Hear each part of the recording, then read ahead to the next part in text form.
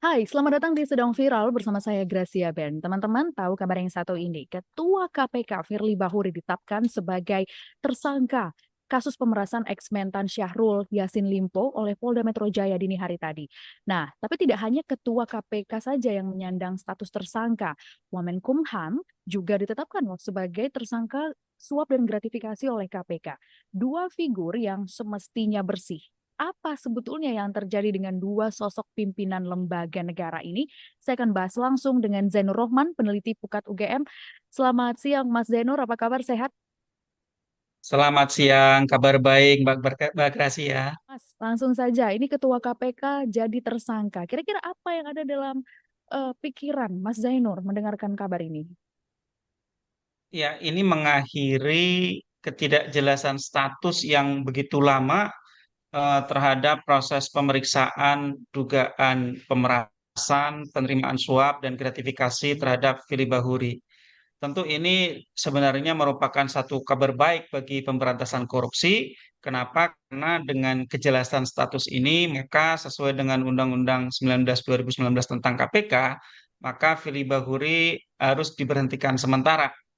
Ini juga dapat dilihat sebagai pil pahit gitu ya, yang harus ditelan oleh KPK sehingga KPK bisa kembali sehat harapannya. Kenapa? Karena Firly Bahuri ini memang adalah sosok di KPK yang sejak lama tidak pernah lepas dari kontroversi. Bahkan Mbak Grace, sebelum ditetapkan sebagai pimpinan KPK, Firly Bahuri ini sendiri pernah dijatuhi sanksi etik ketika yang bersangkutan menjabat sebagai Deputi Penindakan KPK. Tetapi sayang ketika sanksi etik itu dijatuhkan, sudah terlebih dahulu ditarik pulang ke institusi asal yaitu Polri. Kemudian mengikuti seleksi pimpinan KPK pun ditentang oleh berbagai kelompok masyarakat sipil. Sayangnya kemudian ini Firly Bahuri bisa lolos, dipilih oleh Komisi 3 menjadi Ketua KPK. Nah, ketika menjabat di KPK banyak sekali kontroversi, kemudian melakukan beberapa pelanggaran kode etik, memecat 57 pegawai KPK melalui tes wawasan kebangsaan, dan juga langkah-langkah lain yang dapat dianggap oleh sebagian pihak agak susah untuk melepaskannya dari aroma politisasi dalam proses penegakan hukum, Mbak. Sehingga kemudian ketika KPK menangani perkara Syahrul Yassin Limpo yang diduga melakukan tindak pidana korupsi di Kementerian Pertanian, itu penyidik menemukan alat bukti yang cukup kemudian menersangkakan Syahrul Yassin Limpo. Ternyata Syahrul Yassin Limpo ini speak up, buka suara bahwa diduga ada pemerasan yang dilakukan oleh Ketua KPK Firly Bahuri terhadapnya. Kemudian Syahrul Yassin Limpo menyerahkan bukti-bukti.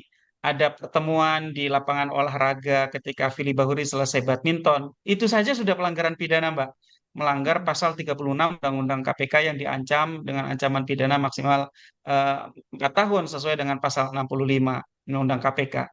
Kemudian ada dugaan permintaan gitu ya, sejumlah uang dari Firly Bahuri kepada Syahrul Yassin Limpo.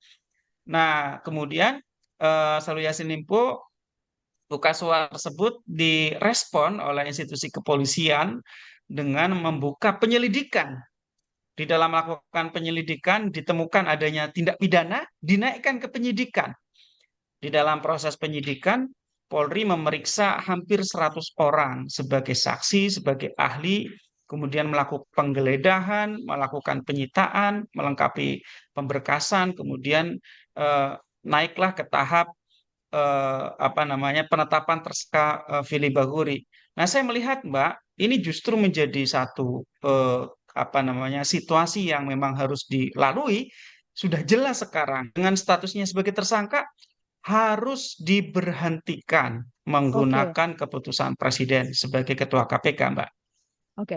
Mas, berarti secara dari pernyataan Mas tadi, langkah selanjutnya yang harus dilakukan oleh KPK idealnya adalah memberhentikan atau seperti apa? Dari Firly sendiri juga apa yang harus dilakukan oleh Firly? Ya, memang KPK harus merespon. penetapan tersangka tersebut dengan berkoordinasi dengan Bareskrim dan Polda Metro.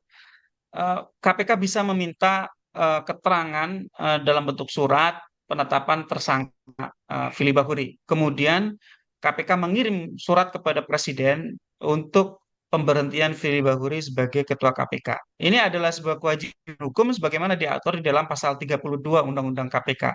Saya berharap hari ini Firly Bahuri sudah harus diberhentikan sementara oleh Presiden sesuai dengan undang-undang. Ini perintah undang-undang, jadi tidak ada faktor like and dislike atau faktor apapun. Ini murni perintah undang-undang.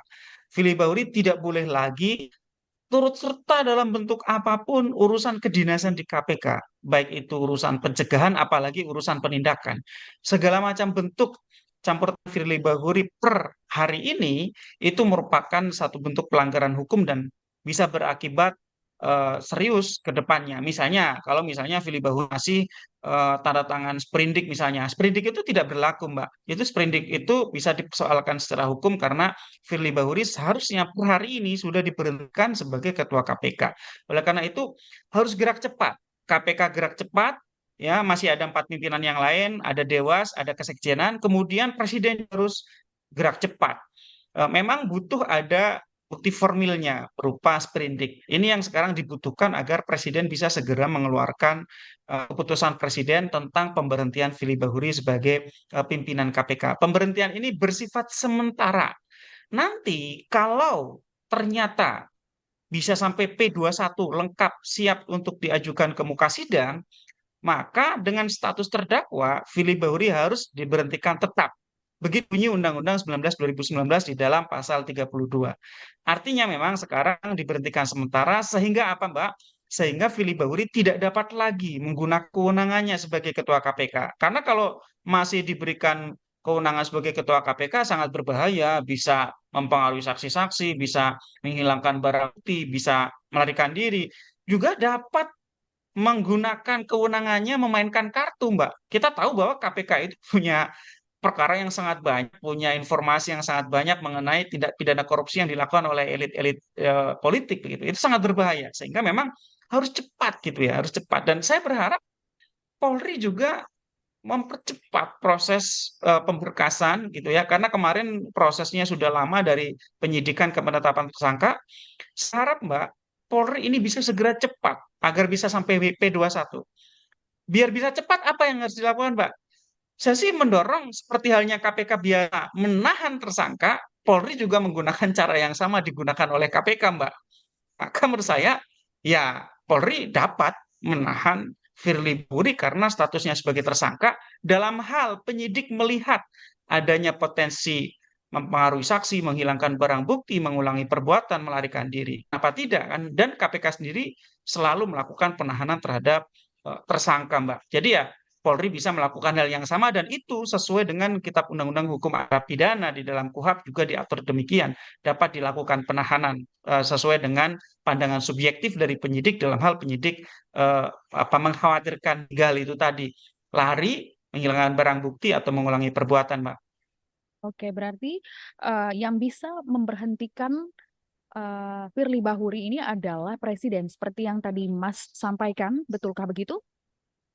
Betul. Jadi yang bisa memberhentikan adalah Presiden menggunakan keputusan Presiden. Tetapi pengawajuannya kan bisa dilakukan oleh KPK. KPK bisa mengajukan tentu dengan berkoordinasi dengan Polri bahwa bisa mendapatkan salinan secara apa namanya resmi status tersangka dari Firly Bahuri. Tentu kan KPK ketika memohon kepada Presiden harus ada dasarnya. Dasarnya adalah status tersangka dari Firly Bahuri bisa diperoleh dari Polri. Ini saya harap tidak usah terlalu lama prosesnya ya antara Polri, KPK, dan Presiden. Segera saja. Ini bukan sesuatu hal yang harus diperdebatkan. Undang-undangnya sudah sangat jelas kok. Ketika berstatus tersangka harus diberhentikan. Ya sudah, maka demi kepastian hukum segera saja berhentikan Firly Bahuri menggunakan Kepres. Sekali lagi, ini adalah perintah undang-undang, bukan apa namanya like and dislike. Oke, berarti tadi pemberhentian sementara oleh Presiden, kemudian nanti pemberhentian secara seterusnya begitu, secara sahnya juga tetap dari Presiden. Seperti itu ya, Mas? Benar ya? Betul. Nanti Oke, ketika sudah berstatus terdakwa, akan diberhentikan juga oleh ya Presiden. terdakwa. Jadi tidak lagi menjabat sebagai pimpinan KPK. Kalau ini menjabat tetapi tidak aktif atau nonaktif gitu ya, diberhentikan sementara begitu. Artinya tidak diberhentikan tetap. Misalnya gini, perbedaan antara berhenti sementara dengan berhenti tetap. Berhenti sementara itu bisa kembali menjabat kalau misalnya perkaranya dihentikan dengan menggunakan S3. Jangan sampai itu terjadi gitu ya.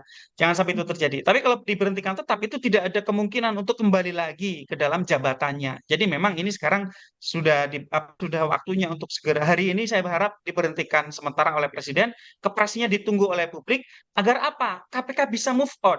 KPK harus review organisasinya, kenapa bisa terjadi pimpinan KPK melakukan diduga melakukan tindak pidana korupsi. Ini sungguh ironi.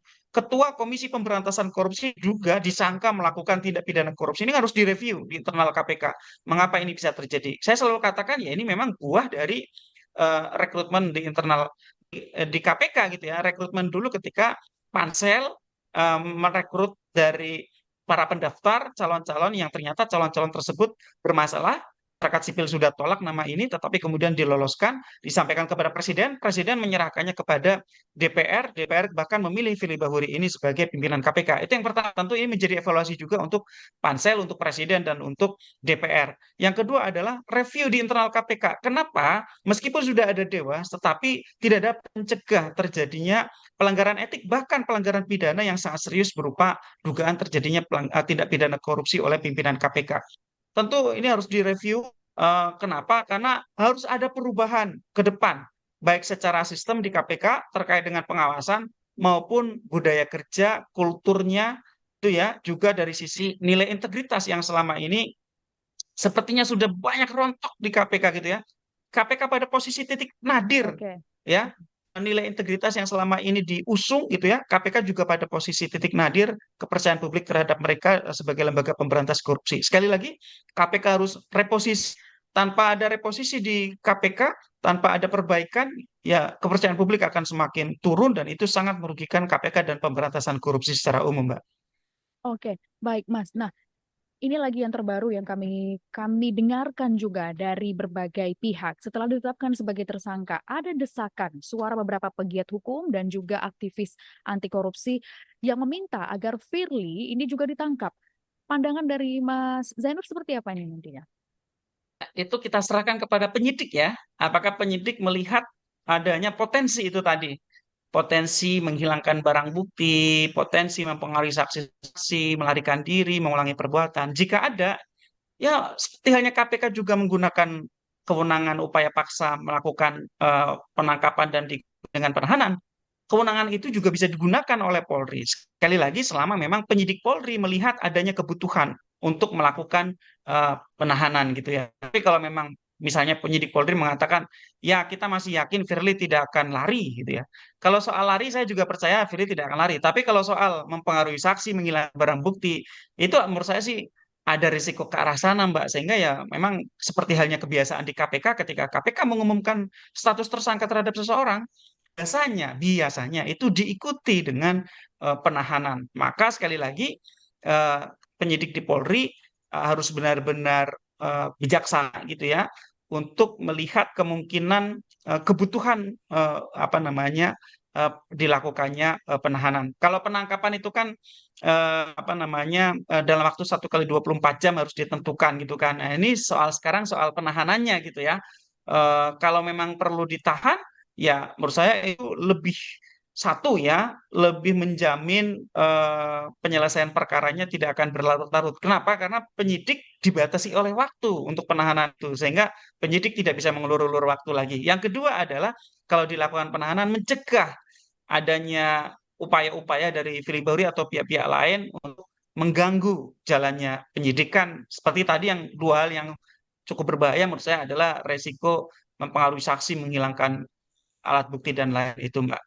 Oke, baik. Nah, Mas, kita bergeser sedikit dari Firly Bahuri, ada kasus juga yang juga jadi sorotan. Ini Wamenkumham, Edi Harie juga jadi tersangka. Nah, dua figur ini kan mestinya ya bersih dari jeratan hukum seperti ini, gitu. Apa yang sebetulnya terjadi menurut pandangan atau menurut bacaannya Mas Zainur? Ya, memang ini menjadi catatan ya di dalam rekrutmen pejabat oleh Presiden, khususnya rekrutmen menteri dan wakil-wakil menteri. Saya hanya akan menyampaikan catatan soal begitu banyaknya pembantu presiden yang terjerat kasus hukum, ya. Sebelumnya itu sudah ada 5 atau 6 pejabat lain, menteri dan wakil menteri gitu ya, yang terjerat kasus hukum. Ada menteri sosial, juga ada menteri olahraga sebelumnya gitu ya, juga menteri-menteri yang lain yang terjerat kasus hukum. Itu menunjukkan bahwa begitu problematiknya kabinet Presiden Jokowi, berarti ada problem input yang bermasalah gitu ya ketika melakukan rekrutmen. Mungkin dari sisi background check tidak cukup baik, tidak dipastikan latar belakangnya, nilai integritasnya, dan potensi gitu ya melakukan pelanggaran hukum. Yang kedua adalah dari sisi pengawasan, Mbak. Artinya selama kabinet berjalan, baik yang pertama maupun yang kedua ini, dari aspek pengawasan hampir bisa dikatakan semua kembali kepada keimanan masing-masing pejabatnya gitu ya.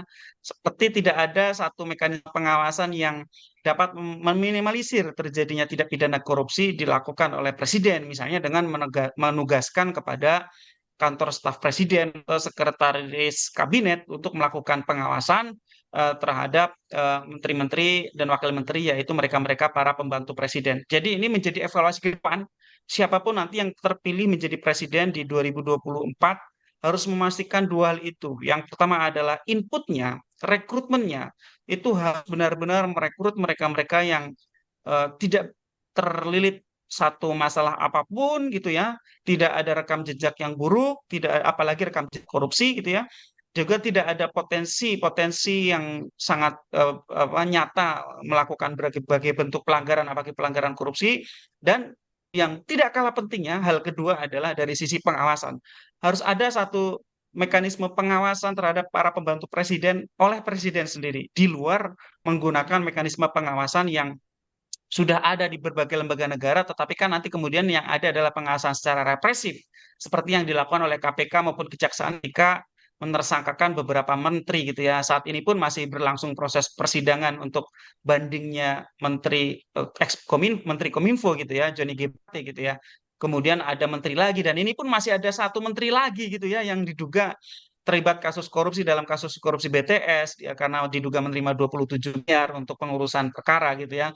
Artinya memang ini benar-benar banyak sekali gitu ya pembantu presiden yang terjerat masalah korupsi, sehingga ke depan sekali lagi presiden terpilih siapapun itu terserah gitu ya. Perhatikan rekrutmennya agar bisa good input. Yang kedua adalah bangun sistem pengawasan menggunakan mekanisme pengawasan, apakah menggunakan sekretaris kabinet kah, atau menggunakan kantor staf presiden kah, atau ya presiden punya alat negara yang disebut sebagai badan intelijen negara, itu kan juga deteksi dini ya, presiden bisa tahu pembantu-pembantunya yang potensial untuk melakukan pelanggaran. Sebelum terjadi pelanggaran kan presiden bisa berikan warning terlebih dahulu untuk melakukan pencegahan agar tidak semakin jauh bahkan sampai kemudian menjadi tindak pidana, Mbak. Oke, Mas, yang menarik juga tadi proses dari Firly, mulai dari saksi hingga pada akhirnya ditetapkan sebagai tersangka ini kan memakan waktu ya. Saya juga mengutip tadi perkataan dari Mas Zainur soal ini. Bagaimana kemudian Anda membaca situasi proses penegakan hukum khususnya dalam kasus korupsi ini sejauh ini? Ya, memang sebenarnya kalau dilihat dari durasi sih relatif ya, tidak bisa dikatakan terlalu lama juga kalau Mhm. dibandingkan dengan perkara-perkara lain gitu ya. Di Polri perkara bahkan bisa usianya tahunan, berulang tahun juga belum ditetapkan tersangka, itu banyak kayak gitu. Cuman perkara ini kan perkara yang menarik perhatian publik begitu ya. Sehingga sudah sangat wajar ketika publik mengharapkan atensi yang serius, prioritas benar-benar untuk penyelesaian perkara ini bisa cepat gitu ya. Kenapa? Karena ya ini menyangkut institusi penegak hukum yang sangat dihormati, sangat diandalkan, yaitu KPK. Semakin lama perkaranya tidak jelas, perkara ketuanya gitu ya, maka KPK juga akan ikut terpengaruh dari sisi kinerja, dari sisi apa namanya, cheat dan lain-lain gitu. Nah, memang di dalam proses penyidikan, publik melihat adanya apa seperti kegamangan gitu ya dari para penyidik. Kita lihat Firly sudah diperiksa sekali, sudah ada gelar perkara, tetapi kemudian tidak kunjung ditetapkan tersangka. ternyata penyidik masih butuh lagi tuh pemeriksaan yang kedua setelah melakukan penggeledahan. Tapi dari penggeledahan itu juga berkembang, Mbak. Ditemukan ada rumah di Kartanegara. Rumah di Kartanegara itu Betul. diduga juga masih belum jelas sampai sekarang. Itu apakah milik pribadi Firly Bahuri? Kalau memang iya, kenapa tidak ada di LHKPN? Ataukah itu sewa? Kalau memang sewa, apakah sewa bayar sendiri atau sewa dibayarkan orang lain? Kalau sewa dibayarkan orang lain itu tindak pidana gratifikasi, Mbak, gitu ya. 30 hari tidak dilakukan gratifikasi gitu. Nah, sehingga publik melihat memang sepertinya lama kok gitu ya. Tidak tidak kunjung ada penetapan tersangka gitu ya. Nah, secara husnuzon, baik sangka, kita melihat memang penyidik sangat berhati-hati. Penyidik tidak ingin ceroboh sehingga membuka celah bagi Firly Bahuri untuk melakukan pra peradilan misalnya, untuk melakukan upaya-upaya menghindari penyidikan karena kelalaian dari penyidik di dalam syarat-syarat formil dan material di dalam penyidikan. Tetapi juga ada catatan dari publik gitu ya, hati-hati gitu ya, karena Firly Bahuri ini kan juga ketua KPK dengan informasi elit-elit politik, elit-elit penegak hukum yang juga tidak main-main gitu ya. KPK itu pegang rahasia elit se-Indonesia gitu kan. Setidak-tidaknya tahulah peta dari korupsi di Indonesia itu seperti apa gitu kan. Nah, waktu itu memang memuka dugaan-dugaan dari publik soal saling kunci, misalnya publik mengaitkan dengan perkara yang ditangani oleh KPK begitu ya. Salah satu perkara soal proyek eh, rel kereta api yang kemudian disangkut pautkan dengan eh, Kapolda Metro Jaya, padahal ya mungkin itu tidak ada kaitannya begitu ya, sehingga publik bertanya-tanya, ini sebenarnya saling kuncikah atau seperti apa? Kenapa tidak kunjung ada penetapan tersangka terhadap Firly Bahuri gitu ya?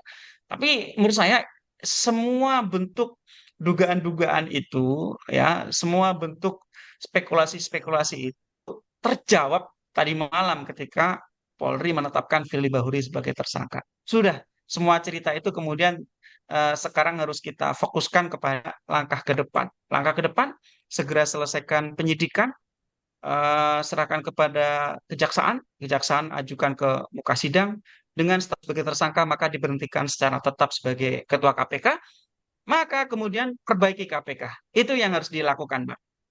Oke, baik. Terima kasih Mas Zainur sudah Terima lengkap kasih. pernyataannya. Kita tunggu Siap. saja seperti apa nantinya proses dari Firly Bahuri yang sudah ditetapkan sebagai tersangka. Tentu yang kita harapkan terbaik juga bagi institusi KPK dan juga proses penegakan hukum di Indonesia. Sekali lagi terima kasih teman-teman sudah menyaksikan Sedang Viral bersama saya Gracia Ben. Sampai jumpa, sampai bertemu di Sedang Viral selanjutnya.